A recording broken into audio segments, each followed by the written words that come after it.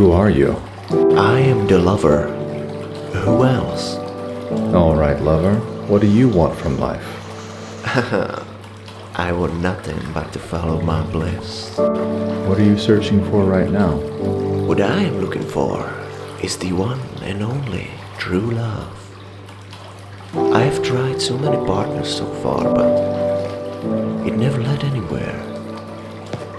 It never felt real and genuinely fulfilling. And I sense that, you know. And what do you fear? Well, the most I fear, I guess, is being alone. Never finding love is my biggest nightmare. Really? Would it be that bad, being alone? Yes. I would feel like dying. There is no use for a life like that.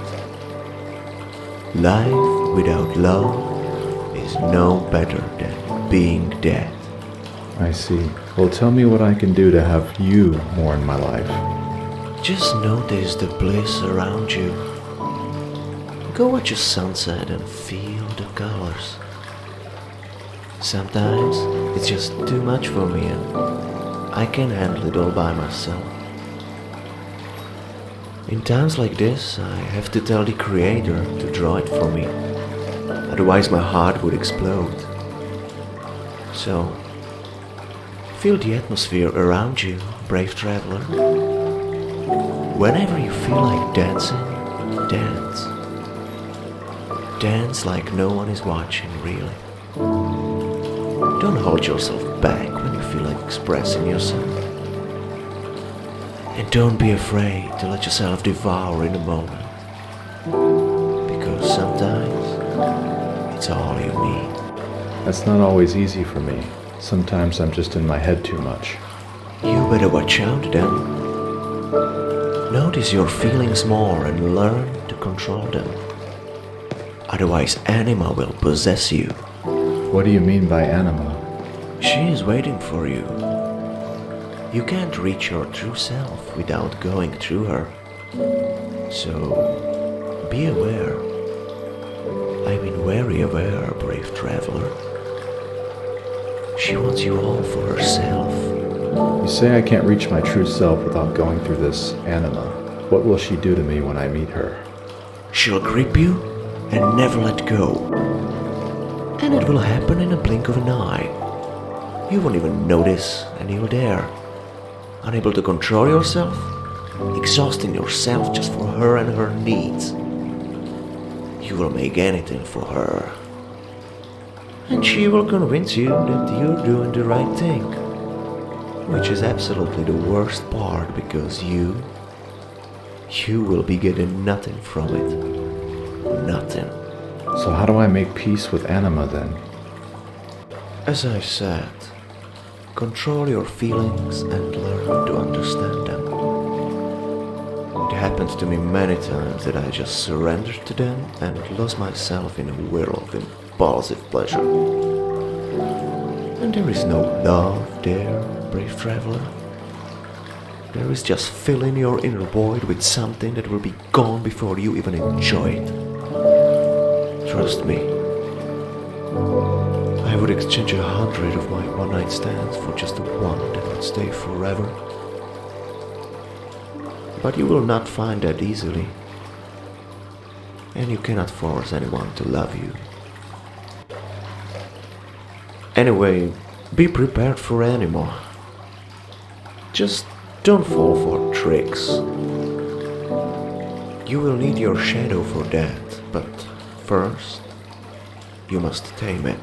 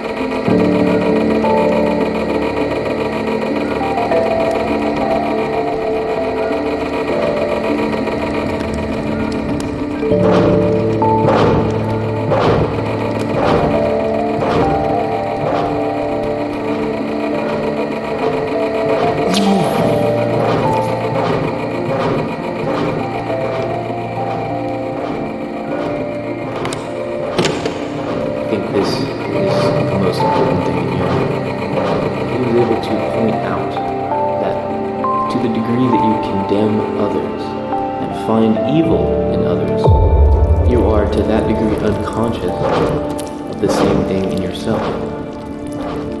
There can be Eichmanns, Hitlers, and Himmlers just because there are people who are unconscious of their own dark sides, and they project that darkness outward into Jews or communists or whoever the enemy may be, and say that there is the darkness, it is not in me.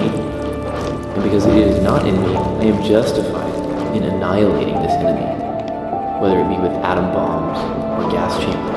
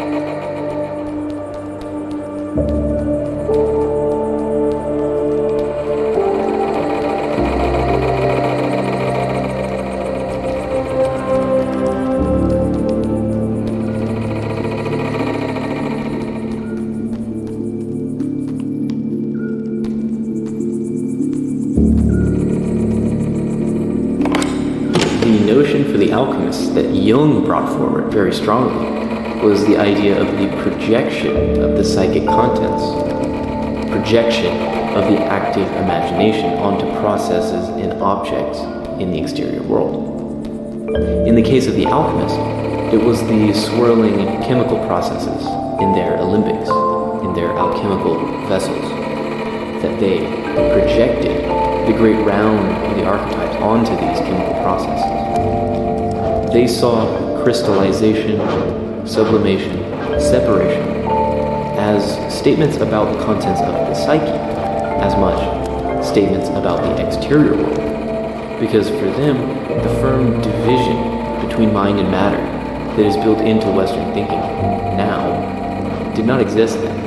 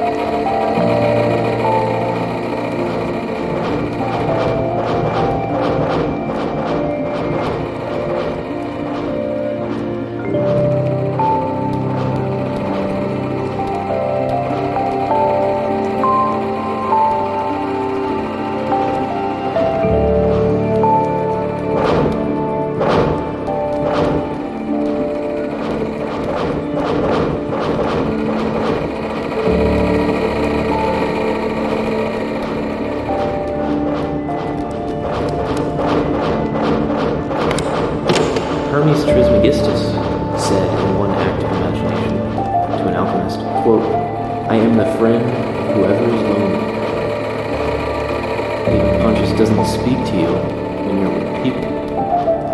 Your attention goes to the people.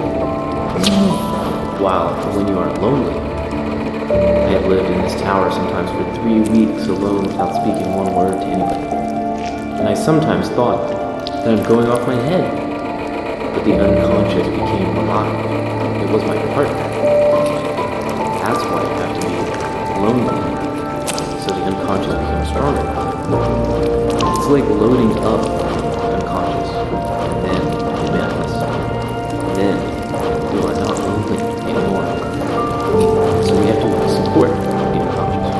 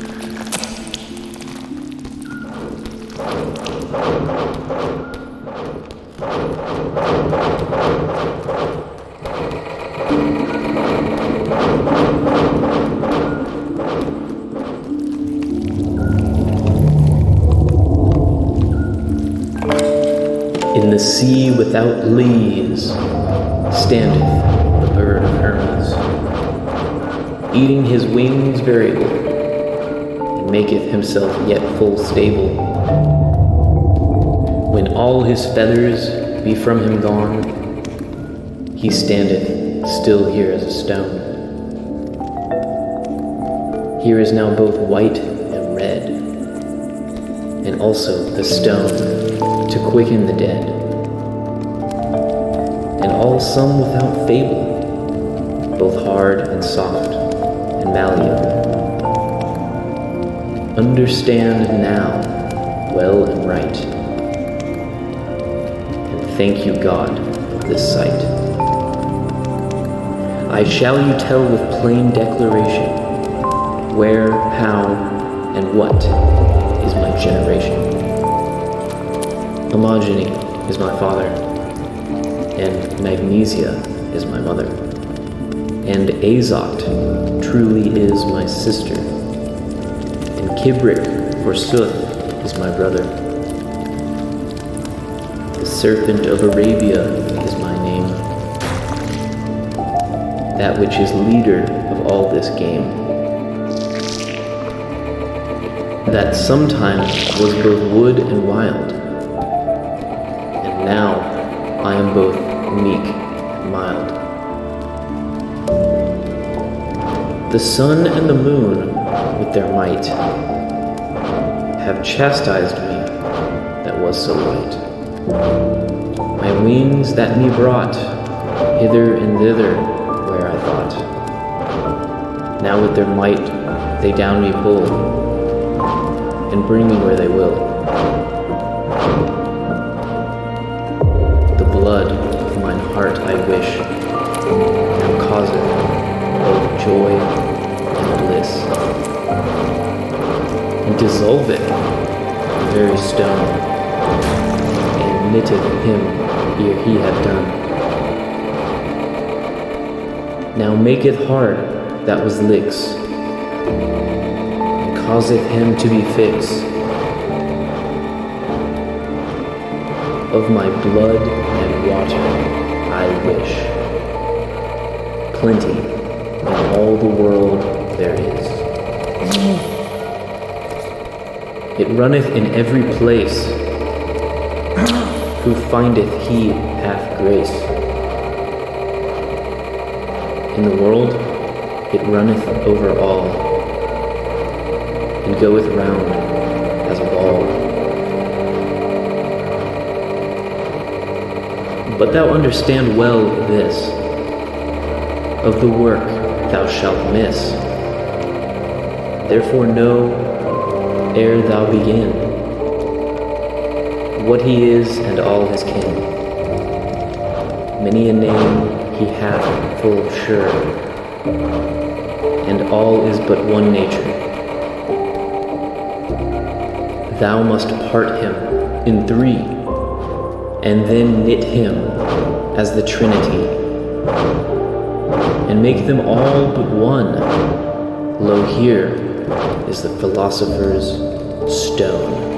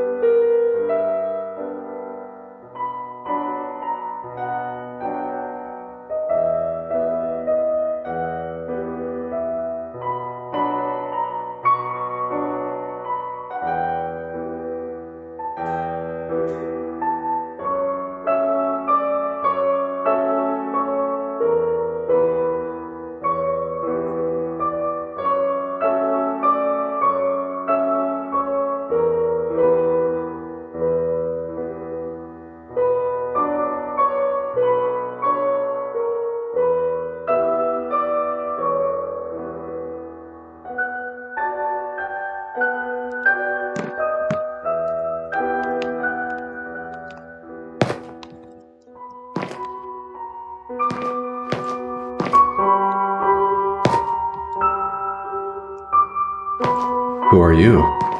Oh, who is it now? Stop distracting me!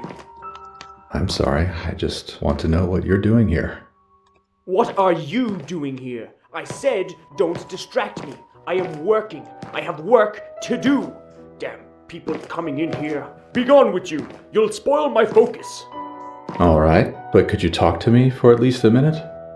Jesus, okay, what do you want? And make it quick. Why don't you tell me a bit about what you're working on? Many projects. Can't describe them all. But I am trying to catalyze my identity through my art. I have a constant stream of ideas through my head and not enough time to manifest them all. But I can't help myself. I have to channel my art. That sounds great. How long do you think this project will take you? That's hard to tell. But I bet a more interesting idea will come in a month, and I will have to drop everything and leave this unfinished. But isn't that just gonna make a bigger mess for you here? What mess? You call this mess? Do you have OCD or something? You overly orderly people. Pah! I don't care about any mess. I have work to do. Have you met the king? Order in his domain. But whatever you do, don't let him in here. Old bastard wants to eradicate my creativity. He says it brings too much chaos into his kingdom. He hates me. He wants to destroy my art. That would kill me. Okay, calm down. I haven't seen him anywhere yet. Oh, thank Jung for that. Now, if you excuse me, I have to get into it again. You have seriously interrupted my flow.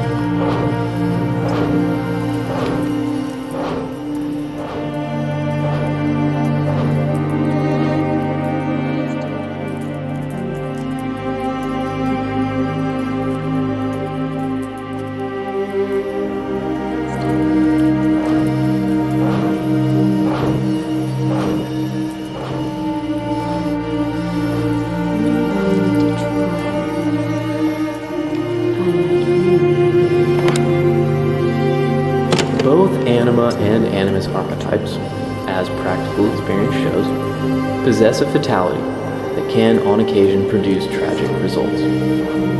They are quite literally the father and mother of all the disastrous entanglements of fate, and have long been recognized as such by the whole world.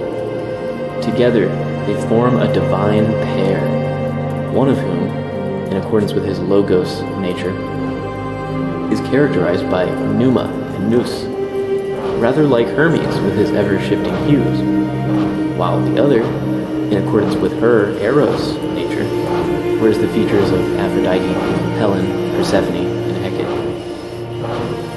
Both of them are unconscious powers, gods, in fact, as the ancient world quite rightly conceived them to be. To call them by this name is to give them that central position in the scale of psychological values, which has always been theirs, whether consciously acknowledged or not.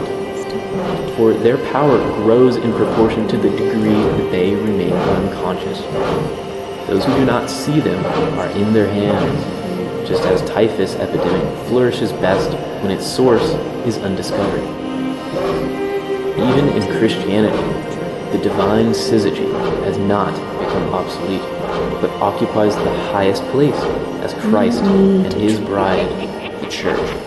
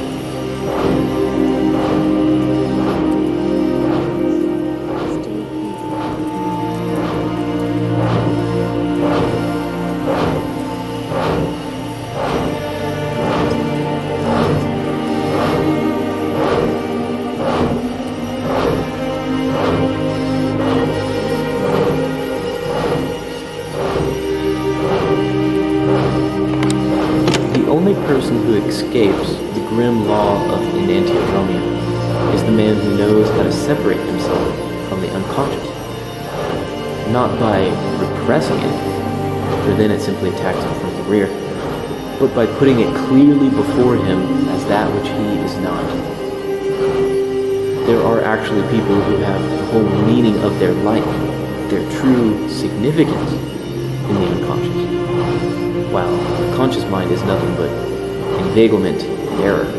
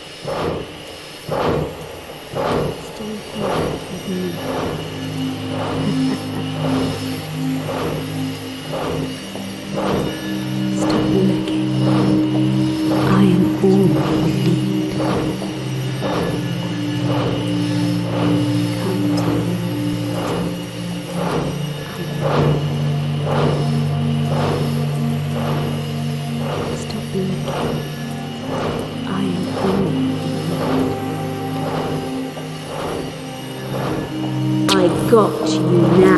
You can't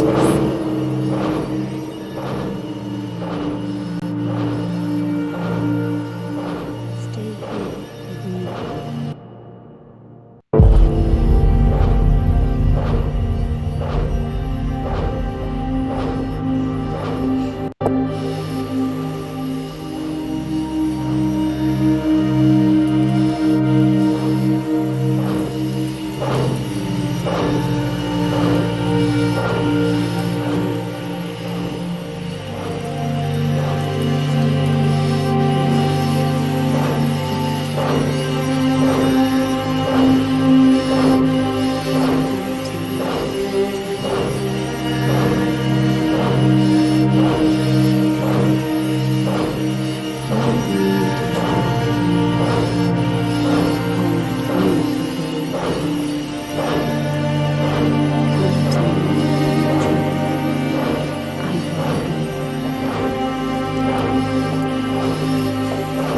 Looking. I am all you need. You are mine.